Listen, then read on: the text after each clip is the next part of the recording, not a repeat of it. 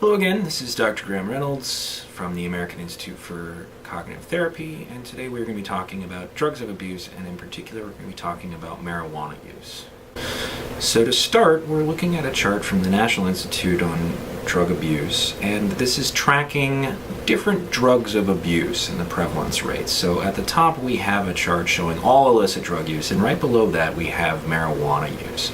Marijuana is the most commonly abused illegal drug, far and above other things that we're seeing here on the chart. Below marijuana, we've got prescription drug medication. These are prescription drugs that are being used in ways outside that they are prescribed, often for people that they are not prescribed for. That's what we're referring to here. And then finally, we have cocaine and hallucinogen use coming in at the bottom. So clearly this is an important point. A large number of people, as many as 8 to 9% of people, have used illegal drugs in the past month. For marijuana use in particular, in the past year, about 4.2 million people ages 12 and up met criteria for substance use disorder based on marijuana use. And that's in the United States. About 4.2 million people are actually meeting diagnostic criteria, again, from the DSM. In New York State alone, we've got about 2.3 million people reported past year marijuana use, and about 1.5 million people reporting past month marijuana use. This is different now from people who are meeting diagnostic criteria for substance abuse, marijuana use disorder rather, in particular. But it's a significant number of people that are using the drug, and there can be problems that come from using drugs, even independent of the diagnoses. Interestingly, about 125,000 people, 126,000 people began using marijuana in 2016. So those are new users. This is definitely increasing. A lot of the increased use, increased awareness of marijuana is being driven by marijuana legalization. And it seems that the trend is that marijuana is moving towards legalization at a much more rapid pace in years past. As of right now, 22 states, Washington, D.C., and Puerto Rico have some form of legal marijuana, and 8 states, including D.C., have adopted laws legalizing recreational use. So while these things are being pushed towards legalization, I think it's a very important conversation to be having about what is the impact this is having on people and how might this be affecting us. To that end, we have the health impact. Looking at the short-term use, we're seeing things like impaired short-term memory and difficulties learning and retaining information. Marijuana affects people's ability to form new memories. It can also impair motor coordination, which definitely impacts driving skills and increases the risk of injuries. There's also altered judgment, risky sexual behaviors, and in very high doses in the short term, paranoia and psychoses. There are real data that show that using marijuana can actually trigger psychotic episodes in young adult users.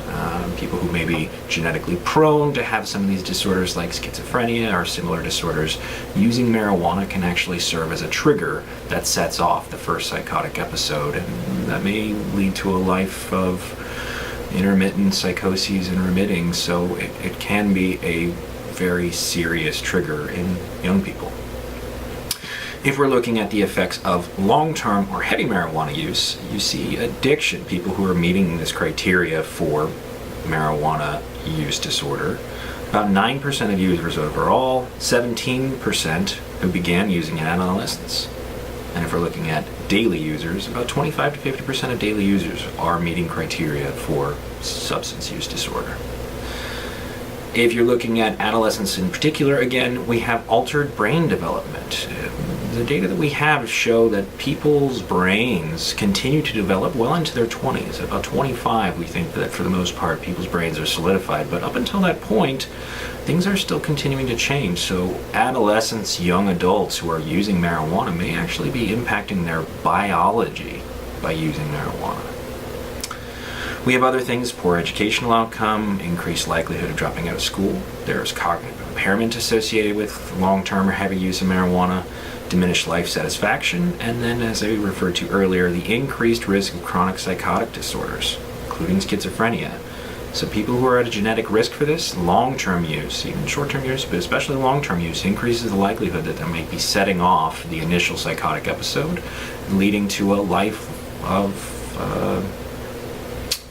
psychotic episodes that are maybe varying degrees of remitting, coming back, remitting again, but these can really trigger some very serious issues. This graph in particular, looking at the top part, I wanted to highlight the potency of THC. So this is looking at the amount of THC, THC being the active drug, the thing in marijuana that gets people high.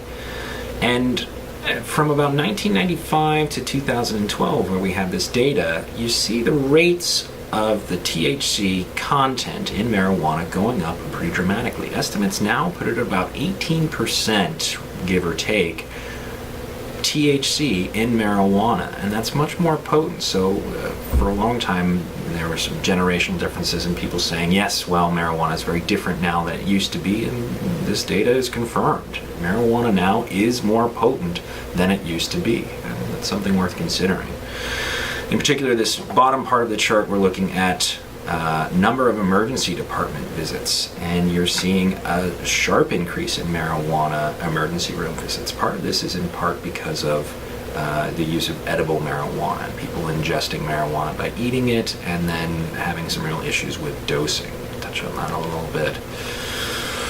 Here we have the routes of administration. Again, smoking, you're ingesting about 18%. It's getting into the bloodstream pretty rapidly and going to the brain. You're looking at peak onset effects within a few minutes and then tapering off after a while.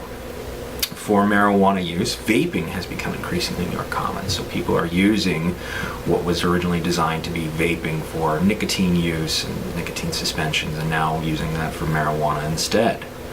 Other methods of administration, dabbing, which is taking a concentrated hash oil, and these concentrations are really ramping up the amount of THC in each dose. So where THC, the cannabis flower, might have about 18% THC content, these concentrated oils can be as high as 85% THC content. So you're really amplifying and magnifying the effects that this can have on people. Tinctures are another way that people can ingest this, which is sort of mixing them with things and then cooking and eating them. And then you have the whole concept of edibles. The problem with edibles that many people are experiencing is that there are different onset effects. When the drug is smoked, it starts to impact a person pretty quickly. Within just a few minutes, you've got the THC reaching the brain and people experiencing the effects of euphoria and the quote-unquote high of being on marijuana. With edibles, though, because it's being absorbed through the stomach, it's taking a lot longer.